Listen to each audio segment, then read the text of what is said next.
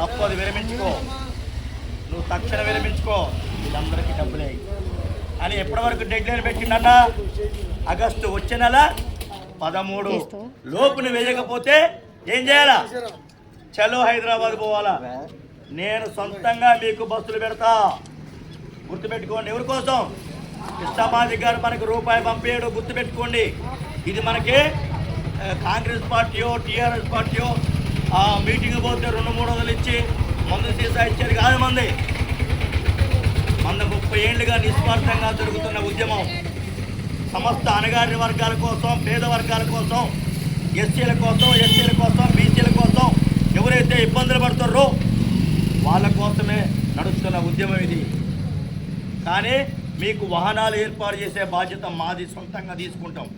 లేదంటవా మీరు తలా ఎంతైనా నిస్వార్థంగా వేసుకోవచ్చు, తప్పులేదు. కానీ ఎవరో మనకిచ్చి పంపిస్తే మనం పోయేది కాదు. మన కోసం మనం చేసుకోవాలా. గవర్నమెంట్ మీద మెడలు వంచాలా, మనం డబ్బులు మన అకౌంట్లో మనం వేయించుకోవాలా. ఇప్పుడు చేయకపోతే రేపు గ్రామాలు ఎలక్షన్లు వస్తున్నాయి. ఇప్పుడే పట్టాల కుతిక, ఇప్పుడు పడితేనే మన ఓట్లు పోతాయని వెంటనే మీ అకౌంట్లో డబ్బులు వేయాలి. అందుకోసమే అన్న పెట్టాడు, అందుకోసమే అన్న మంచిగా దెబ్బ తీశాడు, టైం పెట్టాడు.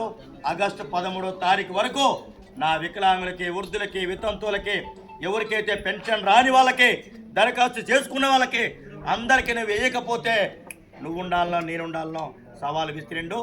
నేను మేమేం చేస్తాం, మా ఓట్లతోటే, మా యొక్క పేదవర్గాల ఓట్లతోటే నీ గోరి కడతామని చెప్పాడు. అందుకోసమే మేము ఏమంటలే, నీకు టైం ఇచ్చాం. ఇప్పటికిప్పటికి ఏంది కాదు, నువ్వు చెప్పిందే కదా. 19 నెలలు అయింది అంటే 19 నెలల నుంచి ఎన్ని కోట్ల రూపాయలు మనకి నష్టం జరిగిందమ్మా.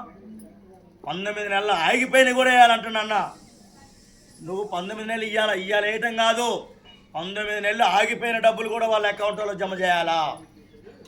నువ్వు చెప్పిందే సమాజానికి, నువ్వు బహిరంగ సభలలో చెప్పిందే మేము అడుగుతున్నాం. నువ్వు చెప్పబట్టే మేము అడుగుతున్నాం. మా ఓట్లతోటే నువ్వు సీట్ ఎక్కావు.